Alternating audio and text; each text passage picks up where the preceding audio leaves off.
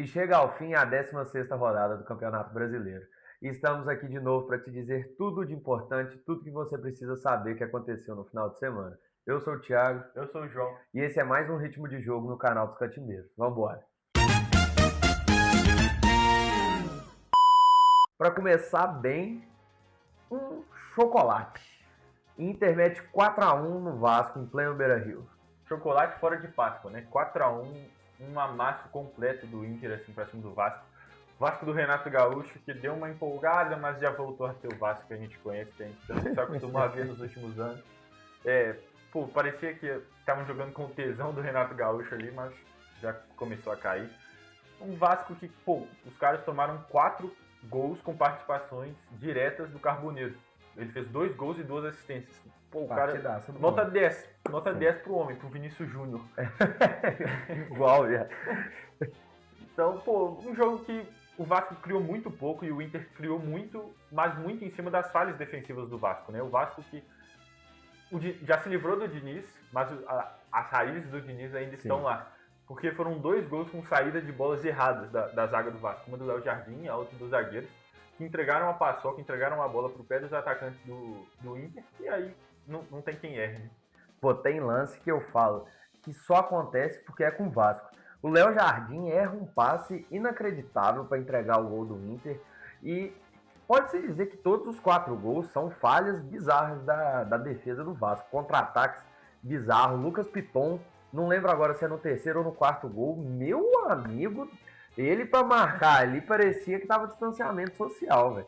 E o Renato Gaúcho, que é pai do Inter, dessa vez não conseguiu provar sua paternidade. Acho que fica mais quando ele tá no Grêmio, porque tomou uma esculachada no final de semana, pra ser. O Renate que se cuida. A zona tá se aproximando. Tá chegando. O Z4 tá chegando, a gente tem a parada pra Copa, tem só mais 2 jogos até a parada. E eu tenho certeza que o time que tiver na parada pra Copa, perto da zona ou na zona, vai ter uma dor de cabeça. Vai ser muito trabalho, muito tempo durante essa pausa pra Copa do Mundo. Porque o ânimo que fica quando o time tá dentro da zona ou brigando perto dela é horrível. E nesse campeonato sanfona, assim, todo mundo muito próximo um do outro, uma vitória sobe, uma derrota desce, fica muito, muito difícil de conseguir sair depois que distancia um pouco. Porque tá todo mundo muito junto. E eu acredito que até a Copa do Mundo, essas 2 próximas rodadas, uma galera vai dar uma separada da outra. Assim, eu acho que do 11º, 12º para cima, eu acho que eles vão vencer os jogos que tem e os que estão embaixo vão afundar. Então acho que quando derem essa afundada vai ser mais difícil de buscar depois. E o Vasco gosta pouco da zona de rebaixamento, né? Quase não gosta.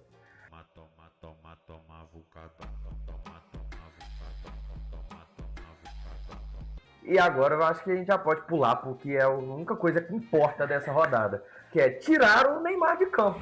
Tiraram o Neymar de campo. Simplesmente teve domingo, 11 horas da manhã, lá na Neoquímica Arena, estádio lotado de santistas. Abarrotado de O gente. Santos mandou o jogo lá para a capital de São Paulo para poder vender mais ingressos, para poder arrecadar mais dinheiro, Sim. Porque cabe mais gente na Neoquímica do que cabe na Vila Belmiro. E aí todo mundo esperava, o Neymar, último jogo antes do cara para convocação. Todo mundo pensava que o Neymar ia destruir, mas quem destruiu foi o tal do Breno Lopes, o papai do Santos. Não tem jeito, Na cara, Libertadores de 2020, ele já fez o gol da final contra o próprio Santos, do Cuca, que era o técnico na época, quando ele jogava ainda pelo Palmeiras, deu o título. 1-0 o gol dele na prorrogação. E aí ontem, contra o Curitiba, aquele amasso que a gente gosta de ver. Assim, 3-0 no primeiro tempo, fora os apavoros. Né? Santos, que tinha acabado de eliminar o Curitiba no meio da semana pela Copa do Brasil, foi lá e tomou um 3-0 sincero.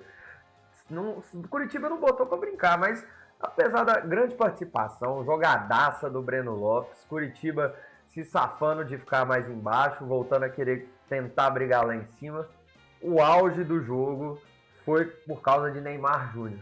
Fez gol? Não. Assistência? Não. Jogou jogada? Não. Porque tiraram ele de campo. Ele não foi substituído. Tiraram ele de campo. Cara, futebol brasileiro sendo futebol brasileiro, não tem o que dizer. Para dar o contexto dessa substituição culposa que aconteceu com o Neymar na rodada, foi assim, ele tomou uma pancada na panturrilha e aí ele foi pra beira do campo lá pra perto da área médica pra tomar aquele sprayzinho mágico, jogar uma água pra fazer uma massagem só pra aliviar um pouco a dor. Enquanto isso, o Cuca preparou uma substituição. Ia sair o Escobar, número 31, e ia entrar o Robinho, número 7. Só que no meio da confusão lá do Neymar, fora do jogo, a substituição acontecendo, os jogadores do Santos putos porque estavam tomando 3-0, que é loucura. O juiz olhou para o Kleber Xavier, o auxiliar do Santos, e perguntou, é o 10? Como quem diz, é o Neymar que vai sair? É para subir a plaquinha com o número 10? O Xavier, na hora lá, ele deve ter nem entendido direito o que o cara falou, e só fez, tipo, balançou a cabeça, vambora. É isso aí mesmo, só cala a boca aí e vamos pro jogo. Só que aí, na hora, o quarto árbitro levantou a plaquinha, pô, saiu 10 e entra o 7. O Robinho Júnior, que não tem nada a ver com isso, nem viu a placa de levantado, entrou em campo. E aí, quando o jogador entra em campo, a substituição tá feita, não pode mais voltar atrás. Ou seja, o Neymar foi retirado de jogo. Sem a comissão querer, sem o Neymar querer, sem ninguém querer. O único que queria era o Kleber Xavier sem saber. E aí ele ficou muito puto, mostrou lá na câmera o papelzinho escrito que era o 31 Escobar, que era para sair. Só que, igual eu falei, a regra diz que a partir do momento que o jogador entra, a substituição já foi concreta. Então não tem como sair. Ele teve que aceitar o fim do jogo no banco de reserva. Assistiu o time dele tomar um 3-0 com um jogador a menos. Há quem diga que o quarto árbitro, na verdade, é um viajante no tempo, que o Neymar se lesionaria no lance seguinte e não poderia ir para a Copa do Mundo. Então ele vai lá e retira o Neymar, deixando o Neymar apto a jogar a Copa. Lance, assim, o puro suco do Campeonato Brasileiro. Quando a gente quer Brasileirão, quando a gente está sofrendo em dezembro porque acabou, quando a gente quer a volta, a gente quer isso, a gente quer lances assim, a gente quer reclamar de arbitragem, e não só dos roubos que realmente acontecem, mas por coisas bizarras. A gente quer aquele fim do ano tendo aquele vídeo de 30 minutos no YouTube de tudo que aconteceu no Campeonato Brasileiro, mas não é dos gols, é só disso, cara. É por suco, eu gosto demais, não tem jeito. O que a gente sabe é que o Neymar ficou muito puto na hora que foi substituído, que o Santos tomou uma sacolada, que o Santos é o primeiro fora da zona do rebaixamento para empatar em número de pontos com o Corinthians, que vai ter muito trabalho aí pela frente. O Cuca vai trabalhar. Ainda teve Barreal expulso no fim do jogo, menos um jogador para a próxima partida. Vai ser difícil lá a vida do Santista. E agora falando de Corinthians e Botafogo, hat-trick de Arthur Cabral. O Pansudinho crava, deixa no gordão que é gol. Pô, não tem como. Nesse campeonato sanfona de todo mundo muito próximo, a torcida do Botafogo queria porque queria essa vitória. Assim, a do Corinthians também, né? Porque precisava mais que a do Botafogo. Sim. Mas no jogo de despedida do Barbosa, horas antes do jogo a gente descobriu que o Danilo não ia jogar porque ele jogou 12 jogos e quem joga o 13º não pode mais atuar por outro time no Campeonato Brasileiro. Então ele ficou de fora, ele alegou problemas pessoais, mas a gente sabe muito bem quais problemas são esses. É que o Botafogo quer vender ele quer ser vendido. Então, aí para aumentar as chances de venda para time brasileiro, eles pouparam o Danilo e ele não jogou. E o Danilo era o principal cara, então a gente ficou, pô, caralho, vai ser difícil pro Botafogo agora. Só que aí, igual o Thiago falou, o Pansudinho apareceu. Arthur Cabral meteu 3, um puta golaço de fora da área. O cara jogou muita bola. Ele saiu do jogo tão confiante, mas tão confiante pela bela atuação que ele fez, que ele simplesmente achou de bom tom postar a foto da figurinha dele na Copa do Mundo no perfil oficial dele no Instagram. Tá querendo convocação? Tá cravando. Ancelotti, o cara já tá se garantindo na Copa, pô. Você vai ter que dar um jeito. É o 9. Deus me livre. Creio em Deus, pai. Mas, pô, que gol também acerta, né? Que noite. Nunca mais. Mas, meu Deus, ele deu um chute muito longe, cara. No meio da rua mesmo, no canto. O Hugo Souza só ficou igual a estátua observando. Pô, golaço e hat-trick do Arthur Cabral. Acho que nenhum botafoguense imaginava um hat-trick do Arthur Cabral. Mas já que eu citei o nome, falando em Hugo Souza, pós-jogo também tá querendo Copa, né? Mostrou lá no celularzinho a fotinha da taça. Todo dia quando eu acordo, é isso que eu vejo. Pô, Hugo Souza, você falou isso depois de tomar 3 gols do pançudo do Arthur Cabral. Meu telefone é esse aqui, ó. Eu acordo com essa imagem, tá aqui. Eu durmo e acordo com essa imagem todo dia. E falando de outro jogador que deu declarações fortes no pós-jogo, na última rodada, depois do jogo do Corinthians, o Yuri Alberto colocou um alvo na própria cabeça. Porque ele achou de bom tom também falar que quer sair. Ele falou que o ciclo dele para ele já se encerrou no Corinthians, que ele foi muito feliz lá, mas que ele acha que já está na hora de ir para novos ares. Ele comunicou ao clube que assim que chegasse uma proposta era para o clube analisar bem, porque ele quer sair, a vontade do jogador é sair. E aí o empresário não sabe, o empresário não falou que tem proposta, ele confirmou que não tem proposta, Então ele só decidiu sair. Não sabe para onde vai, quando vai, mas ele quer sair agora no meio do ano. E aí faltou um pouco de senso, eu acho, pro protagonista do Clube do Povo, né? E agora a gente vai para aquele famoso apunhado geral dos jogos, né? Que a gente gosta de fazer aqui, para dar um panorama geral de como foi a rodada para vocês, para não falar de todos os jogos detalhadamente, para facilitar o nosso trabalho aqui. Exato. A rodada começou com o Atlético Mineiro e Mirassol na Arena, 3-1 pro Atlético, com o gol do Cissé, partidaça do Bernard, um jogo comum, assim, sem grande destaque, né? Mirassol se afundando cada vez mais e a Laminda brilhando no Atlético de novo também. Fluminense ganha de 2-1 do São Paulo. Eu falei no último ritmo que seria um jogo para demitir técnicos, porém, como o Roger Machado foi demitido antes, acabou que o Zubeldia se manteve e venceu o São Paulo. E aí, como o Roger Machado foi demitido hoje, na tarde dessa gravação de segunda-feira, o São Paulo anunciou o Dorival Júnior como novo técnico. Ele está de volta. Vazou o áudio aí falando que o presidente não tinha dinheiro para contratar o Dorival, não tinha dinheiro nem para demitir o Roger. O cara demitiu o Roger e arrumou um dinheiro para contratar o Dorival. Então o Dorival está de volta. Ele que saiu, ele foi campeão da Copa do Brasil pelo São Paulo, saiu, foi para a seleção brasileira e agora volta pro Tricolor Paulista para tentar salvar essa má fase que o São Paulo vive. Apesar de estar na parte de cima da tabela, né? Mas tá ruim. Tá mal. Outro jogo que a gente teve foi Palmeiras e Cruzeiro. Aí sim, um jogo grande, com dois times gigantes jogando. O líder do campeonato contra o Cruzeiro está numa crescente gigantesca com Arthur Jorge. Uma grande expectativa para um jogo que, na minha opinião, concretizou as expectativas. Apesar do resultado, 1-1 para cada lado, foi um jogo de grande chance, foi um jogo disputado, um jogo brigado, que não foi aquele jogo chato, sem muita coisa.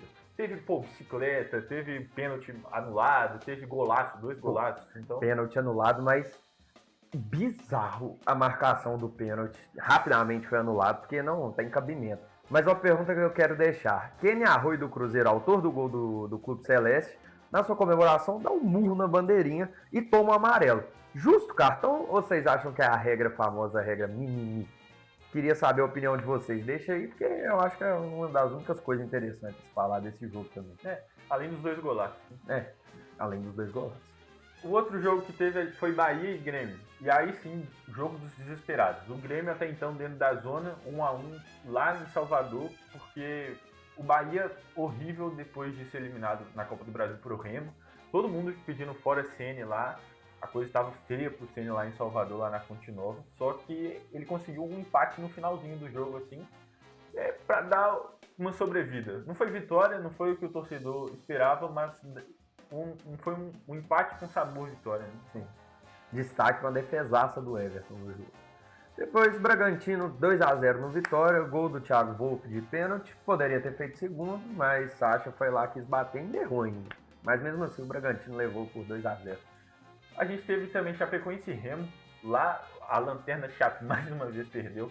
Tomou a virada pro Remo 3-2, um bom jogo. Bom jogo, 5 gols, pô. De baixa qualidade, mas um muito bom jogo, porque muito animado, 5 gols, é sempre bom de assistir.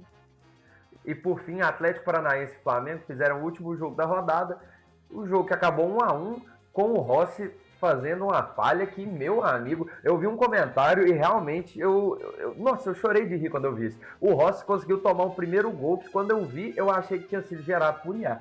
Insano esse frango dele, mas o Flamengo consegue empatar no finalzinho do jogo e o Ancelotti estava assistindo.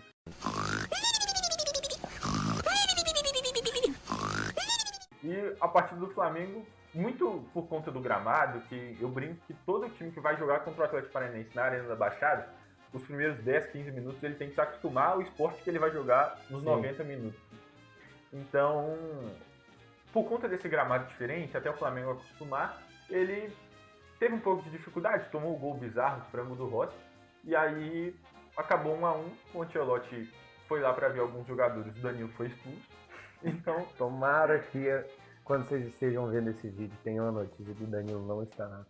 Danilo, Flamengo.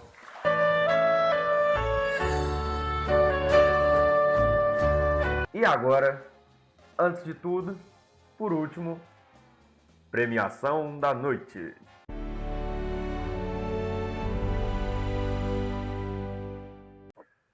E o prêmio de craque da rodada vai para Carboneiro do Internacional.